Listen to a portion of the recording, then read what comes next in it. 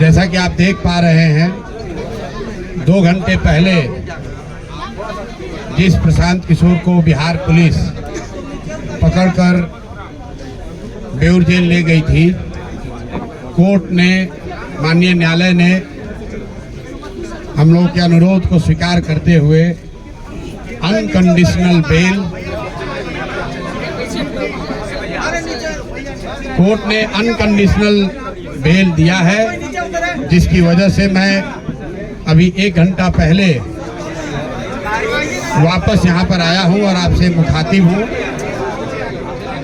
मैं अपनी बातों में हमेशा कहता हूँ कि जन बल के आगे कोई बल नहीं है, जन बल के आगे कोई बल नहीं है, और ये जनता की आवाज है, उनका विश्वास है, और उनके लिए हम लोग का किया गया सत्याग्रह का प्रभाव है कि एक तरह से ये आश्चर्यजनक बात है कि जिस प्रशांत किशोर को पुलिस ने डिटेन किया,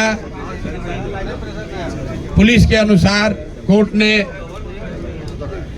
हम लोग को बेल कंडीशनल दिया। उस कंडीशनल बेल को हम लोगों ने, जैसा कि आपको मैंने पहले बताया, मानने से इनकार किया। मैंने जेल जाना स्वीकार किया था। जनता के सामने, आप सबके सामने हम बेउर जेल, पुलिस मुझे बेउर जेल ले गई, लेकिन वहां बेउर जेल में मुझे नहीं रखा क्योंकि उनके पास पेपर ही नहीं था। उनके पास, पुलिस के पास बेउर जेल में मुझे रखने के लिए पेपर ही नहीं था। उस पेपर के इंतजार में वो बैठे रहे, तब तक कोर्ट का जो फाइनल निर्णय आया, क्योंकि मैटर को फिर से री आर्ग्यू किया गया है और हमारे साथ बैठे हुए हैं वो वकील जो उस मैटर को री आर्ग्यू कर रहे थे। कोर्ट ने हम लोगों की बातों का संज्ञान लेते हुए अनकंडीशनल बेल दिया है, पुलिस पर टिप्पणी करी है और एक तरीके से हम लोगों की उस बात को वैलिडेट किया है कि गांधी मैदान में बैठकर शांतिपूर्ण सत्याग्रह किसी कानून का उल्लंघन नहीं है। और मैं कोई लंबी चौड़ी बात नहीं कहना चाहता हूं। आज पूरे दिन के घटनाक्रम में, बहुत सारे अनुभवों में मैंने ये देखा कि सैकड़ों ऐसे पुलिस वाले हैं जो पहले से जनसुराजी हैं। जितनी जगह मैं गया, जब मैं एम्स गया, वहां पर भी डॉक्टर कह रहा है, सर हम तो आप 3 साल पहले से जनसुराज से जुड़े हुए हैं। फतुहा समुदाय, जैसा आपको मालूम है, एम्स के डॉक्टरों ने जब मेरा एडमिशन वहां नहीं कराया क्योंकि पुलिस के पास पेपर वर्क कंप्लीट नहीं था, पुलिस एम्स से निकाल कर मुझे बाहर ले गई और 5 घंटे तक एम्बुलेंस में घुमाते रहे। कोई समुदाय, कोई हेल्थ केंद्र इनको तैयार नहीं हुआ जो इनके नाम पर फर्जी फिटनेस सर्टिफिकेट जारी करे। अंत में मुझे ये फतवा ले गए और मैं वहाँ के डॉक्टरों को सलाम करना चाहता हूँ कि पुलिस के तमाम दबाव के बावजूद उन्होंने इनके कहने के अनुसार फिटनेस सर्टिफिकेट जारी नहीं किया।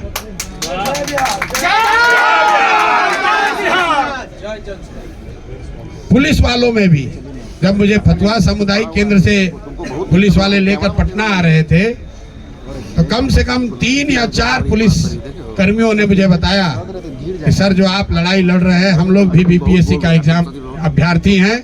एक ने तो बताया सर 2009 में मेरी बहाली भी हुई थी, हम लोगों ने बड़ा संघर्ष किया था, तो जो आप काम कर रहे हैं ये बच्चों के भले के लिए कर रहे हैं। हम अपने नौकरी से बंधे हुए हैं लेकिन आपका पूरी तरीके से समर्थन करते हैं। कोर्ट में जितने लोग मिले हैं, ज्यादातर लोगों ने ये कहा कि हम आपकी बात का समर्थन करते हैं, आपके साथ खड़े हैं और बिल्कुल आपको झुकने डरने की जरूरत नहीं है। तो मैं बिहार के हर उस आदमी का धन्यवाद करना चाहता हूं जिसने इस आज की लड़ाई में जन सुराज की विचारधारा पर, हम लोगों की ईमानदारी, सत्यता और सत्याग्रह पर विश्वास रखा, हम लोग की मदद की। मैं सबका तहे दिल से शुक्रिया अदा कर रहा हूं। और साथ में एक अंतिम बात कह के खत्म करूंगा। मेरा अनशन जारी था, जारी है और आगे जारी रहेगा। आज पुलिस के तमाम प्रयासों के बाद भी मैंने पूरा दिन सिर्फ पानी पर ही बिताया है और मैं ये अनशन वापस नहीं ले रहा हूं।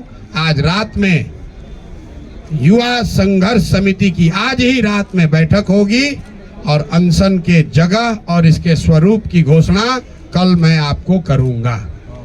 मेरी बात अब खत्म हुई। मेरे साथ वकील साहब बैठे हैं। कोर्ट में क्या हुआ और क्या निर्णय आया उस पर अगर कुछ प्रकाश ये डालना चाहते हैं, इनसे अगर आप कुछ सवाल पूछना चाहते हैं तो पूछ सकते हैं। एक बात मैं फिर कहूंगा जो मैंने पीछे कभी प्रेस कॉन्फ्रेंस में कहा है कि सरकारी अधिकारियों में कुछ लोगों में हीरो बनने की आदत हो गई है। पेपर नहीं है, जबरदस्ती पकड़ कर ले गए। गुनाह हमने नहीं किया है, हम पर कोई चार्ज नहीं है, हम पर अपना वर्दी का रोब दिखा रहे हैं। तो आज कोर्ट ने ये दिखाया कि रूल ऑफ लॉ लागू है, ये बनाना रिपब्लिक नहीं है। बिहार सरकार के अधिकारी मनमानी नहीं कर सकते हैं, ना प्रशांत किशोर के साथ और ना जिनके साथ प्रशांत किशोर खड़े हैं। अगर आप